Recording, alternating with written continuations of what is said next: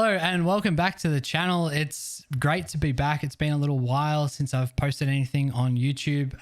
So hello. If you don't follow me on Twitch, you wouldn't have seen me for a little bit. I'm keen to be back. We're going to be jumping straight back into the analysis type content. A little update from me. I've become a Valorant coach. Competed in the open qualifiers for challenges in OCE. Team got top 16, which I was really proud of with a first result and against the teams that we versed. Unfortunately, we don't make group stage, but it is what it is. Today, we are going to be jumping into the Red Bull Homeground Grand Finals, Map 3, Icebox, C9 versus 100 Thieves. And I want to really talk about today the mid pressure that 100 Thieves create, the unpredictability, and with the patience and restraint that they play with in pressuring mid. They don't overcommit and give away the pressure that they have. I'm going to talk about a couple of ideas throughout the video, and you can just see it puts C9 through the wash cycle. I think it's important to look at the rounds 9 to 12 all together because they all sort of feed into this same idea and the whole,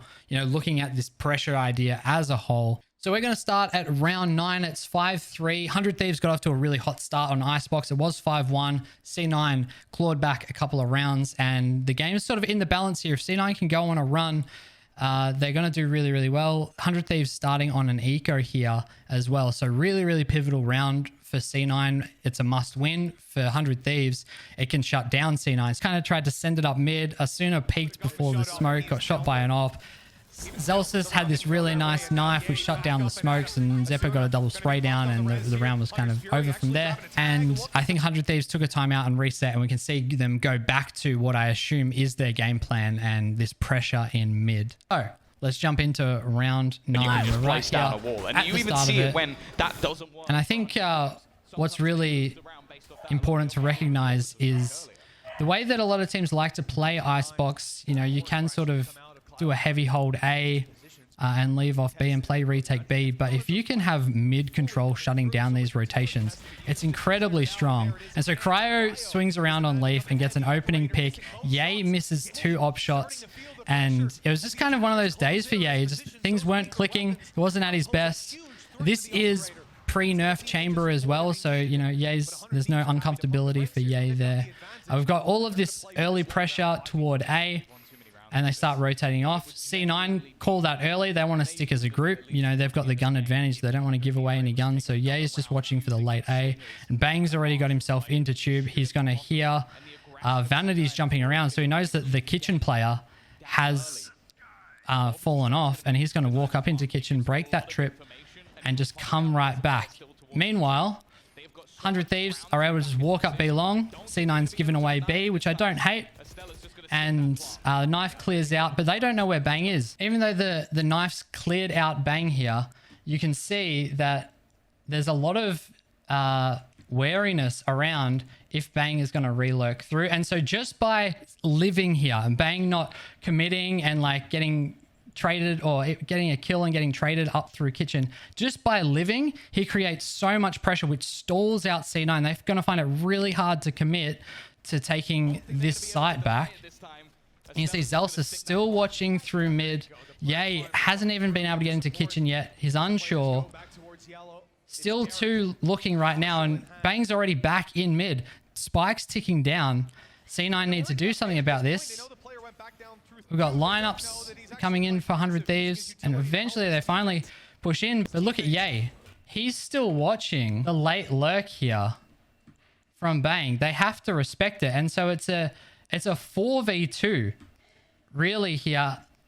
And they have to run into these close angles where the Spectres and the Stingers are going to reign supreme. And so Zelsis gets one. They trade out Zeppa, and then Zelsis gets picked off, and Ye, 2 left alive. He has to save. And so just by Bang living, he created so much pressure through mid, and they had to invest like their KO knife, which they couldn't use on the team to stop utility. They had to invest that on Bang to clear him out. And then all of the eyes that he drew while they were trying to retake meant that C9 just had a really weak retake, discoordinated, because they had to respect Bang. He could have at any point lurked right back through. Okay, so coming into round 10, you can see it's a full buy for both teams. Ye's still got the op. But money is dwindling for C9, it looked like. And so we get a very early bit of aggression here from 100 Thieves, and they're going to leave Cryo here to create more pressure on the lurk. You know, this exactly why Chamber is so good pre-nerf. And they've made it look like it's more than just Chamber. They slowly start coming towards B long. The drone comes out. Vanity's going to hear that. Now, the other interesting thing that C9 has done here is that they have a Brimstone instead of a Sage, which I am not sure about, especially after seeing this match. I think there's some interesting ideas that you can do with Brimstone. You know, the guards also run Brimstone in the past. But yeah, see, we have 4 people up against the 1 here, and Cryo still making space, stalling the rotates for C9. And this is going to be really important, Cryo's timing here. By not TPing out, he's able to just stall 3 there, and 100 Thieves go quiet on B, and then they explode out. Right as Cryo has control of this mid cross, he's looking through here. He can cut off rotates through here, and 100 Thieves explode. So now 3 players from C9 have to come through B or through spawn or through kitchen, whatever it is. The quickest and easiest way is to go through here, but 100 Thieves have huge control of that rotate. They're going to be able to stop that. And Cryo gets into an even more aggressive position. And then, as soon as things get uncomfortable, he runs away. Spike's gone down. Trades have happened on site, so now we're into a 4v4. Ye is still worried about A, because they've threatened this late lurk, and Cryo's drawing 2 people back through mid. Spike's down. We've got 3 players here on site versus 1, and the clock's ticking. Cryo runs away, and then very, very cleverly, and gets a great timing here on Leaf, and great trigger discipline. He's just going to walk up. So C9 are just going to start their execute. They don't want to make the same mistake that they did last round with Bang, just running back long and then never reappearing through mid. Cryo's going to do the opposite thing, keep them guessing. He sees Zephyr there as well, so he knows he's got 2 to look at. Perfect trigger discipline. That's round over. Doesn't matter what Zelsis does here. Absolutely great map pressure from 100 Thieves, and the switch up. The last round, C9 lost the round because they were too worried about Bang, and he hightailed out of there.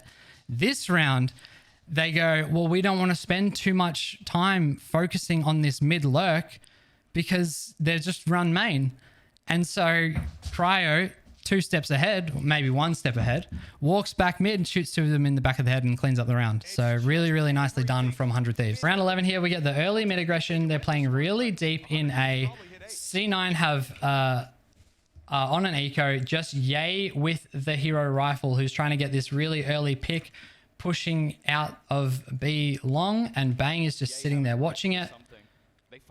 He's going to have 2 to deal with. He sees the frenzy, picks up 1, and now Ye's left in a 1v1. Does he get the timing? Yes, he does on Bang. So Ye's able to retreat. They keep the gun, and knowing that there's 2 on C and potentially going quickly on the flank, 100 Thieves decide to create a lot of pressure A, and we still have this Cryo lurk up mid. After all this pressure, C9's forced off of the site, and 100 Thieves go quiet again. Just waiting for Cryo to get this pressure up through kitchen, and he destroys the trip, and all of a sudden, look at this. Rotates start coming in from C9. They're so scared about everything that's happening in mid. The last 2 rounds have showed them they need to deal with this mid lurk, and they all start walking B. 100 Thieves back off a little bit, and then they're going to re-aggress. Cryo, again, changing up the pathing, gets a little bit lucky, unlucky with that Ye fight, but he's created so much space for his team. And, you know, the risk of going deeper gets greater, trying to find a timing, and it actually doesn't pay off for him that time in the sense of the fight, but the map pressure drew everyone over, and now they have a completely held site here for 100 Thieves. And here's something I want to note with the Brimstone is this smoke here just gives a sooner a lot of room to play with. This smoke here on top of 410 from the brimstone, I really don't like, especially if you don't have the control of the site. Allows anyone to sneak up through the on rope.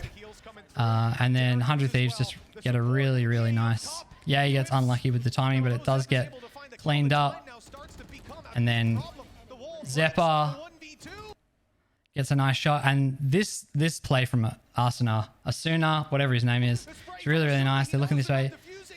Makes a little bit of noise on the rope. Gets this nice off-angle jiggle swing. Lines up the crosshair. And Zeppa was one tap. Nice little headshot on Ye. That's just a world-class play. You got to be able to do those sometimes. All right, so final round for the half here. You can see the importance that this mid-pressure has created. Derek messing up his dart there. We've got this really forward push here into B long here from C9. And with that, they're already calling numbers over. So Viper's coming over to B and Fade's still watching A. And we have this cross... You know, the standard Viper smoke orb that happens. Cryo's walking up into tube. They're creating a lot of pressure here already.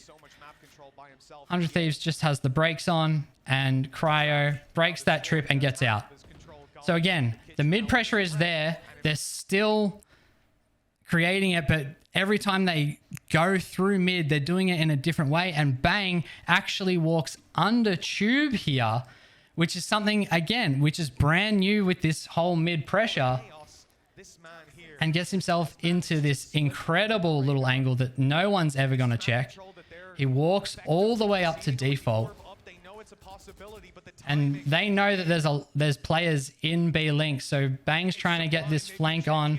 There's no idea that they're even going to see him. Leaf must have heard him there, or he heard him shoot, and then trades come out in the end of the round. But this, again, this mid lurk pressure timing, the variation has just been incredible. And now 4v2 against the Viper's ult. Good luck, C9. Try and walk around and isolate these fights. And that's going to be the first half. 100 Thieves going to clean up a 3-0 against C9. Sprays come down through the smoke. Really nice little thing here from Bang. As soon as he gets this kill, doesn't allow himself to get traded because the Viper's ult is the most important thing. So he actually ducks behind the little box here. Whether or not he would have done that if he needed to reload or not, I'm not sure. I would like to think that he's smart enough to do that because he has other players around to support him. And they clean up. Zeppa, nice little shot there from Stellar at the end. 3-9 for 100 Thieves, and they're able to go 4-0 in the last 4 rounds of that half, solely based around this idea of the mid pressure, keeping it dynamic and switching it up, and really sent C9 through the absolute washing machine. They were running around in all sorts, not knowing where to look, not knowing where the dangerous spots were, or where they thought they were was always changing, and they couldn't get on top of the pressure and take control. It's just really nice patience from 100 Thieves, and I recommend you guys do this. If you want to play Icebox and you want to lurk up through mid, do it different every round, you know? You don't have to... Once you're going one way, so many people will do this. They will just hold W and go that way until they get stopped. You can go forward and then you can press S and you can come back and you can create pressure without even having to be there, because if you're not cleared out properly, that's where they think you're going to be. So GG's 200 Thieves. Congrats on winning Red Bull Homeground. There's going to be a new video from me tomorrow and the next day and the next day, guys. I've got a little bit of time off work, so I'm looking forward to pumping out a bunch of content and some analysis. And I will see you guys tomorrow. Take care.